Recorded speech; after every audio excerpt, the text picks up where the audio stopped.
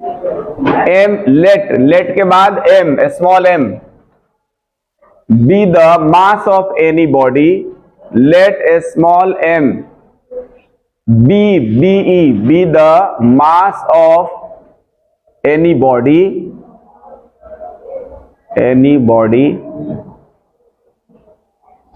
and when force F is applied,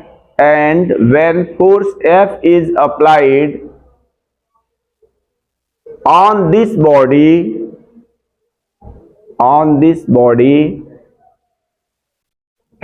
it gets displaced. D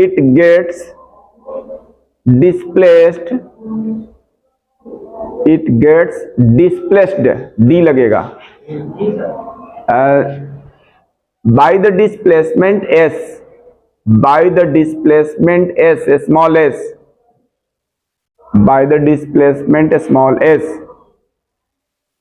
in the direction of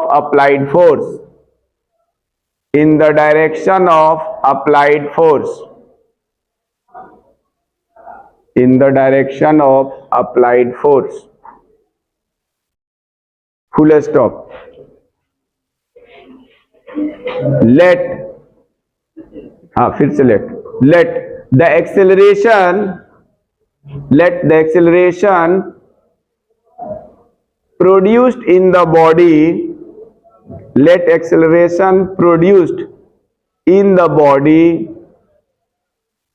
is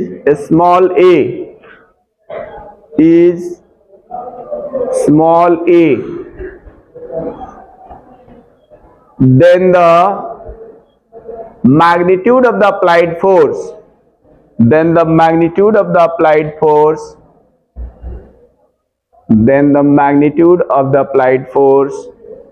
on the body is given by करके जो हमारे board पर equation लिखा है first वाला F equal to m है, उसको लिख लो. is given by first equation F equal to ma, force का formula F equal to ma. लिख गया सबका? अब उसके बाद लिख लेना है वो u और v के बारे में थोड़ा सा लिखो.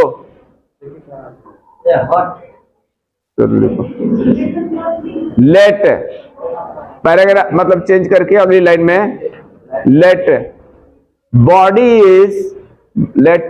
is moving initially,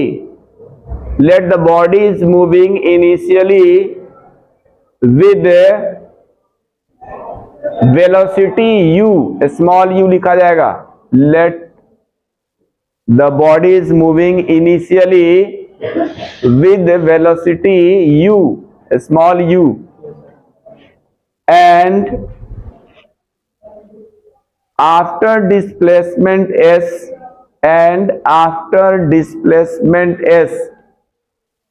its velocity becomes, small s, its velocity becomes v, small v लिखा जाएगा. Full stop.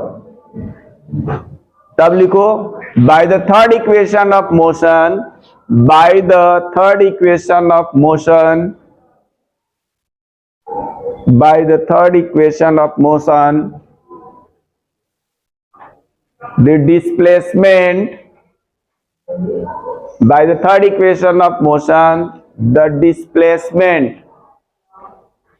displacement can be given by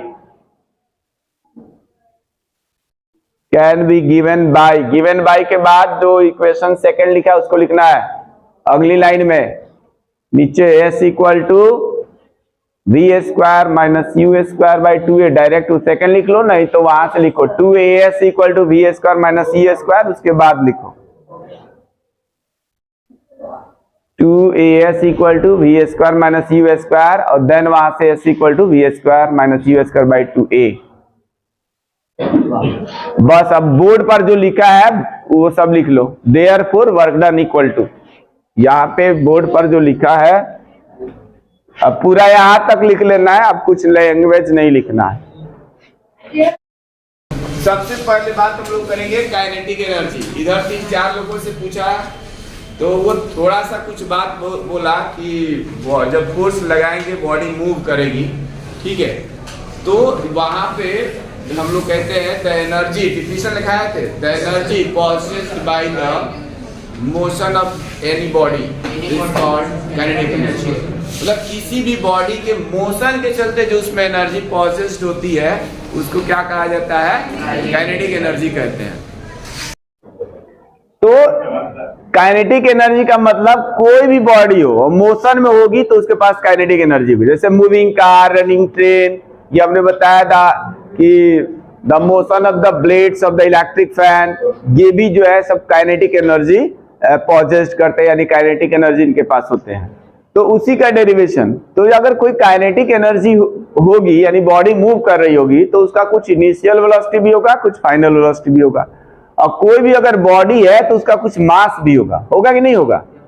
तो हम लोग क्या करेंगे, वर्क डन का जो फॉर्मूला है कई लोग अभी भी नहीं बता पाए, तो W = Fs होता है जब फोर्स और डिस्प्लेसमेंट दोनों सेम डायरेक्शन में होता है। लेकिन अगर फोर्स और डिस्प्लेसमेंट सेम डायरेक्शन में नहीं होता है तो वहां पर W = Fs cos θ यूज करते हैं, होता है ना। तो जैसे हम लोग फुटबॉल को किक करते हैं तो वो बॉल जो है इस तरह से उछल करके या कहीं जा करके पैराबोलिक शेप में जाके कहीं गिरता है, या बैट से बॉल को हिट करते हैं तो वहां भी कोई जरूरी नहीं है कि सेम डायरेक्शन में बॉल जाए, ठीक है। तो वहां पे वो Fs cos θ लगता है, W = Fs cos θ। तो सबसे पहली बात हम लोग फोर्स का जो फॉर्मूला, अगर हमारे पास मास मालूम हो, ठीक है, तो फोर्स का फॉर्मूला क्या होता है ये बताएगा, खड़े हो जाओ। फोर्स का फॉर्मूला होता है मास इंटू एक्सेलरेशन। तो अगर हम लोग किसी बॉडी का मास m मान लें, उस पर फोर्स F लगाने से a एक्सेलरेशन प्रोड्यूस होता है, तो फोर्स इक्वल टू हो जाएगा मास इंटू एक्सेलरेशन, ये हो जाएगा, ठीक है। अगर हम ये मान लें कि जो बॉडी है वो इनिशियली u वेलोसिटी से मूव कर रहा है और t समय बाद या s डिस्प्लेसमेंट के बाद उसका वेलोसिटी v हो जाता है, तो उस कंडीशन में जो हम लोग थर्ड इक्वेशन ऑफ मोशन होता है, by the third equation of motion 2as = v² - u² लिख सकते हैं, ठीक है। इससे अगर हम s की वैल्यू निकाल लें तो यह आएगा v² - u² अपॉन कितना 2a, तो ये s निकल गया, ये इसको सेकेंड इक्वेशन, इसको फर्स्ट। ये है by the definition of force equal to m into a, और ये निकाल लिया by the third equation of motion s = v² - u² upon 2a। तो F निकल गया, S निकल गया। वर्क डन का क्या फॉर्मूला होता है? Work done equal to, work और डन दोनों अलग अलग है, स्पेस पे करते हैं, तो work done equal to force into displacement यानी F इंटू S लिख देंगे, ठीक है।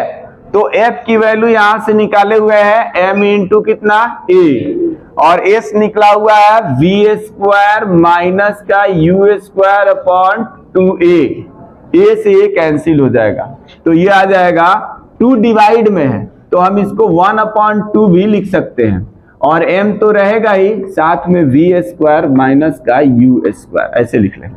तो ये W = इतना आ गया, ठीक है। अब अगर हम लोग ये मान लें कि जो हमारी बॉडी है वो इनिशियली रेस्ट में थी, कैसी थी? रेस्ट में। तो इनिशियली रेस्ट में होने का मतलब हो जाएगा u जो होगा वो, कि अगर बॉडी जो है इनिशियली रेस्ट में हो तो u 0 हो जाएगा। u क्या होता है? इनिशियल वेलोसिटी ना, अब v क्या होता है? Final velocity. तो हम ये बोल रहे हैं कि body is initially at rest then u = 0। ये लेट कर ले, अगर इफ कंडीशन लगा ले, नहीं लगाए, अगर u मूव कर रहा था तो यही रहेगा, if body is initially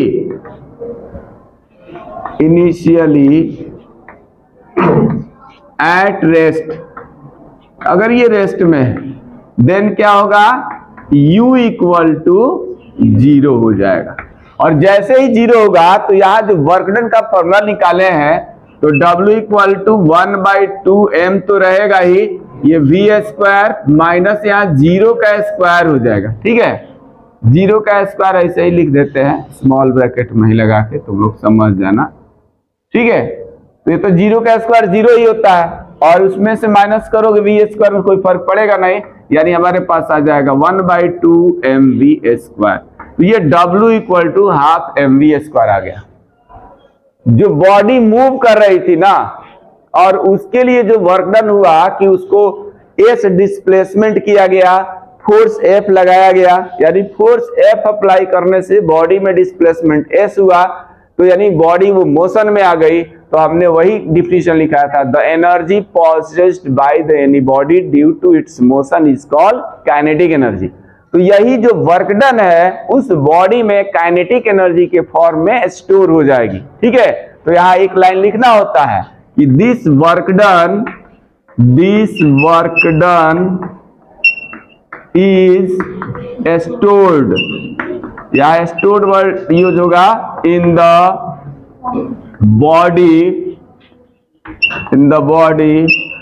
the form of kinetic energy, in the form of kinetic energy, ये शॉर्ट फॉर्म में लिख दिया, ठीक है। देयरफॉर क्या होगा, देयरफॉर हम इसको लिख सकते हैं, जहां W लिखा हुआ था, एनर्जी को किस चीज से रिप्रेजेंट किया जाता है, एनर्जी का फर्स्ट लेटर क्या होता है, E होता है, तो E हो गया। अब उसके बाद काइनेटिक है, तो हमने उसको बोला था कि यहाँ पर इसके पास सब स्क्रिप्ट, एक जो नीचे लगता है उसको सब स्क्रिप्ट, और जो ऊपर लगता है उसको सुपर स्क्रिप्ट बोलते हैं।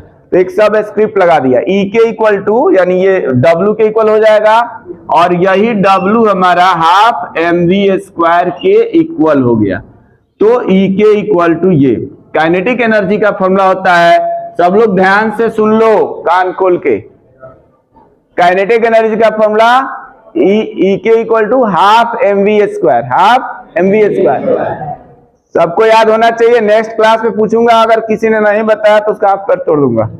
ये हाफ mv स्क्वायर है, तो m यहाँ पे मास है, मास को केजी में लेना है, और जो वेलोसिटी है उसको लेना है किसमें, मीटर पर सेकेंड में, ठीक है। तो ये हाफ mv स्क्वायर हो जाएगा। यहां किसी को कोई दिक्कत हो बताओ। सिर्फ दो इक्वेशन तुमको याद रखना है, फोर्स का फॉर्मूला याद रखना है F इक्वल टू ma, और दूसरा याद रखना है न्यूटन्स का जो थर्ड इक्वेशन ऑफ मोशन है उसको याद रखना है, ठीक है। दो याद रखना है। अब कहो कि यही दो क्यों, क्योंकि वर्क डन का फॉर्मूला होता है फोर्स इंटू क्या, डिस्प्लेसमेंट। तो फोर्स इंटू डिस्प्लेसमेंट होता है, तो भाई हमको फोर्स चाहिए, तो फोर्स का हमने इसलिए फोर्स का फॉर्मूला लिखा, और डिस्प्लेसमेंट चाहिए। तो अब चूंकि काइनेटिक एनर्जी की बात की जा रही है, इसका मतलब बॉडी जो है मोशन में होगा, और मोशन में होगा तो इसका मतलब uv के टर्म्स में डिस्प्लेसमेंट चाहिए। तो इसलिए यहाँ पे हमने 2as equal to V square minus you square करके इससे s निकाल लिया, तो इससे फोर्स निकल गया, इससे डिस्प्लेसमेंट निकल गया। और वर्क डन का फॉर्मूला हम लोग जानते हैं कि अगर फोर्स लगा रहे और बॉडी उसी डायरेक्शन में डिस्प्लेस्ड हो जाती है, तो work done equal to F into S होता है। और अगर किसी डिफरेंट डायरेक्शन में डिस्प्लेस होता है, तो वहां पे W equal to F S cos theta होता है ना। जब फोर्स और डिस्प्लेसमेंट दोनों सेम डायरेक्शन में नहीं है, किसी डिफरेंट एंगल्स पे है, मतलब कोई भी, तो वहां पे एफ एस कॉस थीटा। तो यहाँ पे हम लोग लैंग्वेज में ही लिखेंगे कि when we apply a force F and then body gets displaced in the direction of applied force by the S distance displacement, then the work done equal to F into S. और F की value यहाँ से ma रख लेंगे यहाँ पे, और S की वैल्यू ये रख लिया, और तब इसमें से A से A कैंसिल कर दिया, half mv square minus you square आ गया। उसके बाद यहाँ केवल एक हम लोगों को अपने मन से कंसीडर कर लेना है, कंडीशन लगा देना है कि let the body is initially at the rest और stationary, then u will be 0, and when u will be 0 then we will only terms W equal to half mv square. तो वो हाफ mv स्क्वायर लिख लेंगे। और फिर यहाँ थोड़ा सा एक लैंग्वेज लिखना है कि this work done is stored in the body in the form of the kinetic energy, therefore E के इक्वल टू W, और W की वैल्यू हाफ mv स्क्वायर निकालें, ठीक है। किसी को कोई दिक्कत हो बताओ, लैंग्वेज हम थोड़ा लिखा देते हैं, ठीक है। किसी को भी कोई प्रॉब्लम बताओ। सर अगर इनिशियल वेलोसिटी जीरो नहीं होगा तो यही रहेगा। इनिशियल वेलोसिटी अगर जीरो नहीं होगा तो ये वर्क डन का फॉर्मूला आप लोग याद रखेंगे कि ये W equal to half mv² minus you square करके होता है, जो कि अभी जो क्वेश्चन नंबर 3 है न्यूमेरिकल्स का, 3 है या 4 है जो भी है, ऐसे दिया है कि एक 40 kg का बॉडी है, इनिशियली जो है 5 मीटर पर सेकेंड के वेलोसिटी से मूव कर रहा है और वो कुछ समय बाद उसका जो वेलोसिटी है 2 मीटर पर सेकेंड हो जाता है। तो वर्क डन निकालिए। तो वहां पर u और v दोनों दिया हुआ है, तो हम लोग वहां फॉर्मूला यही लगाएंगे, W equal to half mv² minus you square. ठीक है, और इस इक्वेशन को बोला जाता है वर्क एनर्जी थ्योरम। इसको क्या बोला जाता है? ये अभी इस नाम से क्लास 9th में नहीं दिया है, इसी इक्वेशन को क्लास 11th में इसको वर्क एनर्जी थ्योरम कहते हैं। कहने का मतलब जो वर्क है उसको हम लोग क्या कर सकते हैं, एनर्जी में कन्वर्ट कर सकते हैं। यानी यही जो वर्क है यहाँ पे एनर्जी यानी काइनेटिक एनर्जी के फॉर्म में कन्वर्ट हुआ है, और ये फॉर्मूला हाफ mv² होता है। ठीक है।